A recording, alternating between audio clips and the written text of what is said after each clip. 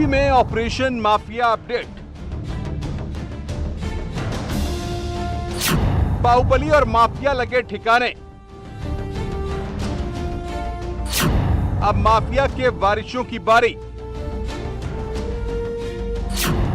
Mafia के चुनने मुन्नों की खैर नहीं। अब्बास अंसारी पर शिकंजा। विष्णु मिश्रा पर कार्रवाई की तैयारी। माफिया पुत्रों को सता रहा एनकाउंटर का डर।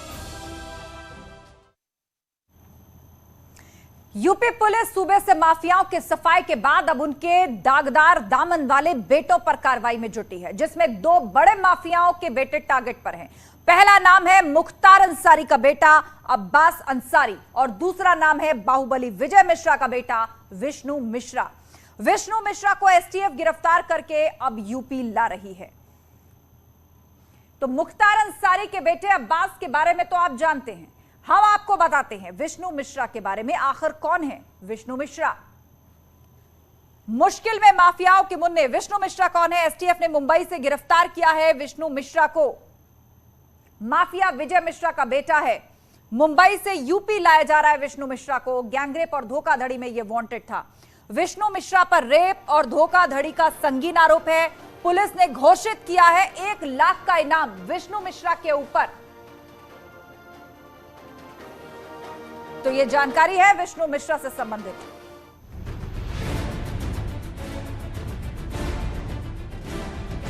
यूपी के दो बड़े माफिया कभी पूरे पूर्वांचल में जिनकी तूती बोलती थी, अब कानून की कैद में हैं। दोनों ही माफिया की सल्तनत की जड़ें हिल चुकी हैं। अब बारी है इन माफियाओं की सल्तनत के वारिसों की। अब जरा इन दो तस्वीरों को देखिए। एक तरफ है माफिया मुख्तार का बेटा अब्बास अंसारी, तो दूसरी तरफ बाहुबली विजय मिश्रा का बेटा विष्णु मिश्रा। दोनों ही उत्तर प्रदेश पुलिस के रडार पर आ चुके हैं। विष्णु मिश्रा को एसटीएफ ने मुंबई से गिरफ्तार किया है। उसे मुंबई से उत्तर प्रदेश लाया जा रहा है। विष्णु मिश्रा पर रेप और धोखाधड़ी का आरोप है। यानी जिस तरह यूपी पुलिस ने विजय मिश्रा के कालीन नगरी में बाहुबल के दम पर बनाए साम्राज्य को ध्वस्त किया, उसी तरह उसके बेटे विष्णु मिश्रा को भी कानून के शिकंजे में ले चुकी है।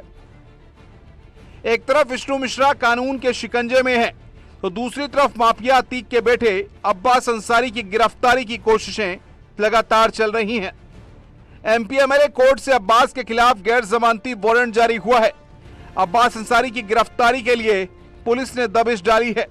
लखनऊ, गाजीपुर, मऊ, नोएडा में दबिश दी गई है। तलाश की जाएगी। बिल्कुल बिल्कुल उनको तलाश की जा रही है। वो हमारे मुकदमे में वांटेड हैं और उनके खिलाफ कोर्ट ने एनबीडब्ल्यू भी जारी कर दिया है और उस घोषणा का कुर्की के पहले जो 82 की कार्रवाई होती है उसका भी आदेश जारी हो चुका है। यानी जल्द ही बाहुबलियों की दुनिया के बेताज बादशाह रहे दुर्दांत अपराधियों के आपराधिक इतिहास वाले बेटे भी सलाखों के पीछे होंगे और उनकी अवैध संपत्तियां भी सरकार जब्त या ध्वस्त करती हुई दिखाई देगी। Bureau report, news 18।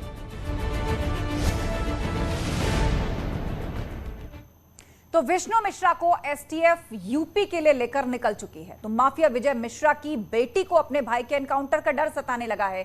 यह डर आखिर क्यों है? विजय मिश्रा पर आरोप क्या है वो भी आप देख लीजिए। पहला आरोप विजय मिश्रा के ऊपर गैंगरेप, धोखाधड़ी जैसा संगीन आरोप लगा हुआ है विष्णु मिश्रा के ऊपर, जो कि विजय मिश्रा के बेटे हैं।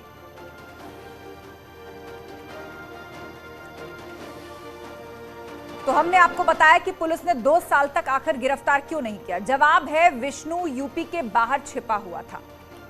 गिरफ्तारी से बचने के लिए वो मुंबई भाग गया था। पुलिस से छिपता फिर रहा था। मुंबई में अपनी बहन के घर पर विष्णु मिश्रा ने शरण ली।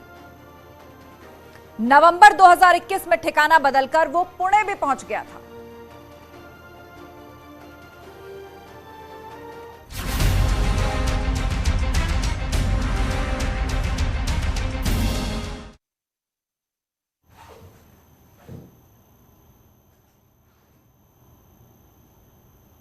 और अब देखते हैं बादलों का रौद्र रूप। कहां कहां लोग जल से जंग कर रहे हैं।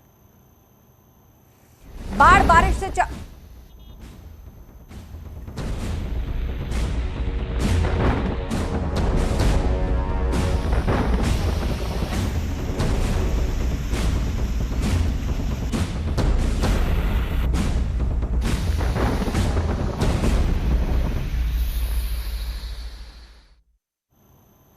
तो बाढ़ बारिश से चारों ओर हाहाकार मचा हुआ है। मौसम के कुचक्र में जिंदगी फंसी हुई है।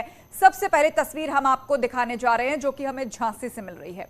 झांसी में चिरगांव थाना क्षेत्र के परीछा बांध में पिकनिक मनाने गए 4 युवकों में से एक युवक डैम के पानी के तेज बहाव के चलते नहाते वक्त लापता हो गया। लापता युवक की 24 घंटे भी तलाश नहीं हो पाई और अभी तक उसका कोई सुराग नहीं मिल रहा है।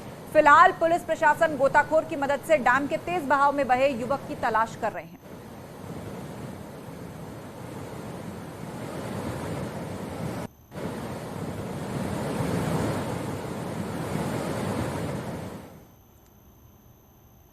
मध्य प्रदेश के शाहजहांपुर में लगातार जोरदार बारिश का दौर जारी है, जिसके चलते पूरा जनजीवन बुरी तरह प्रभावित हुआ है। बारिश के कारण जिले के तमाम नदी नाले उफान पर हैं। ग्रामीण क्षेत्रों की निचली पुल पुलिया ऊपर पानी आने से उनका मुख्य मार्गों से संपर्क कट गया है।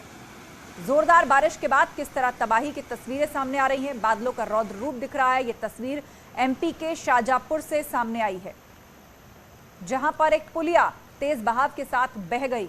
सड़क पर दूर दूर तक पानी है, जल का सैलाब नजर आ रहा है।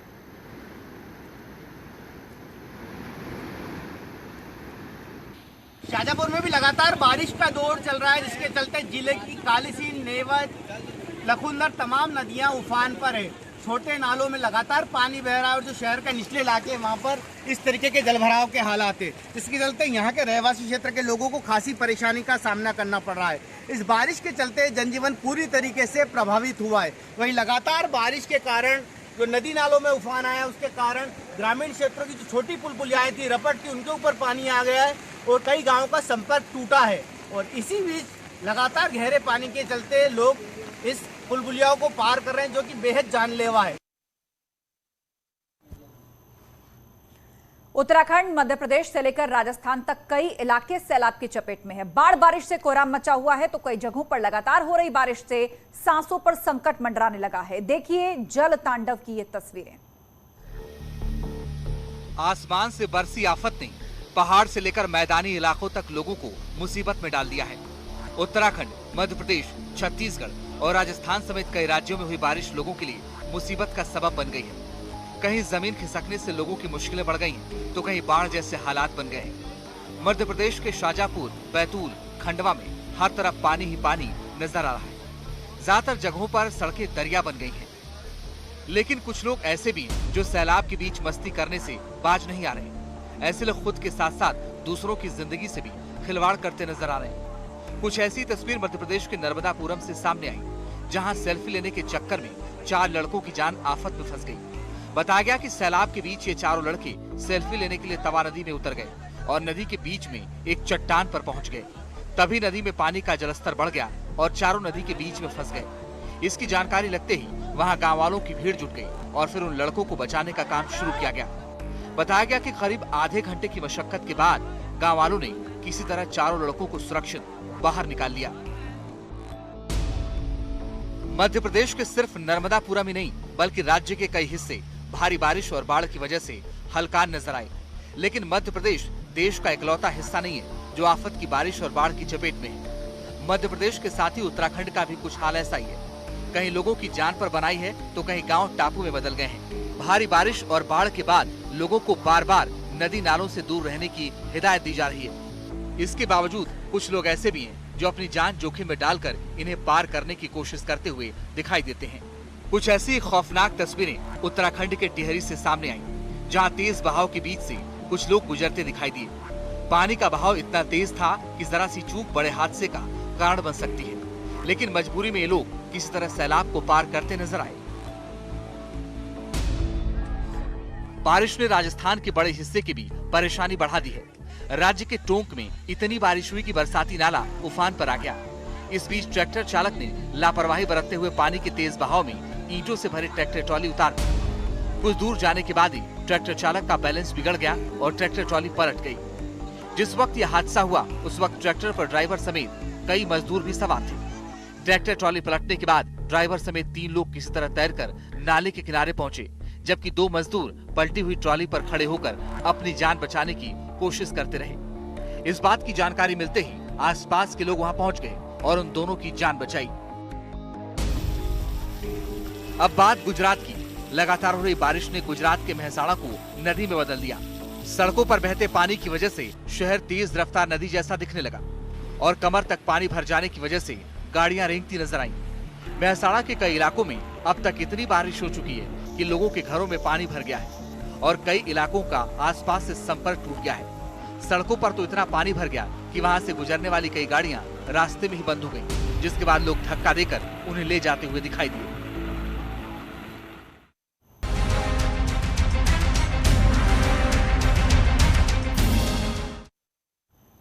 पूरा देश कारगिल विजय दिवस की 23वीं वर्षगांठ मनाने जा रहा है। इस दिन को याद करके आज हम भी शौर्य और पराक्रम की यादें ताजा करते हैं।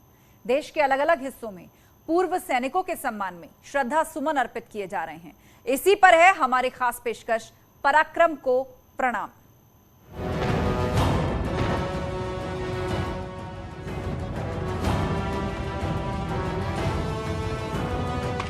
छब्बीस जुलाई 1999 ये वो दिन था जब दुश्मनों को भारतीय जाबाजों ने सीमा पार खदेड़कर मां भारती की जमीन को मुक्त कराया था।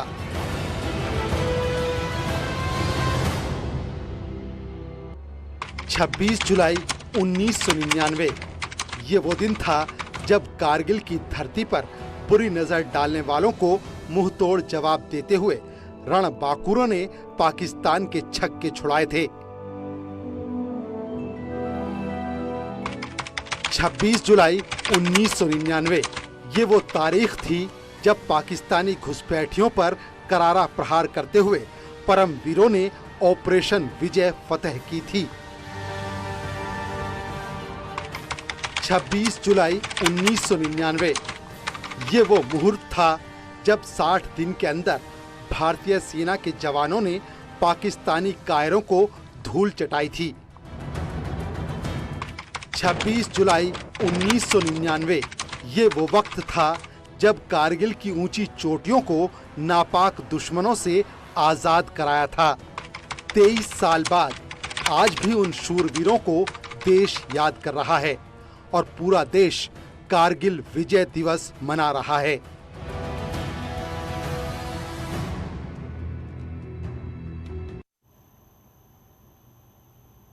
और रुकेंगे एक ब्रेक के लिए, बने रहिए हमारे साथ।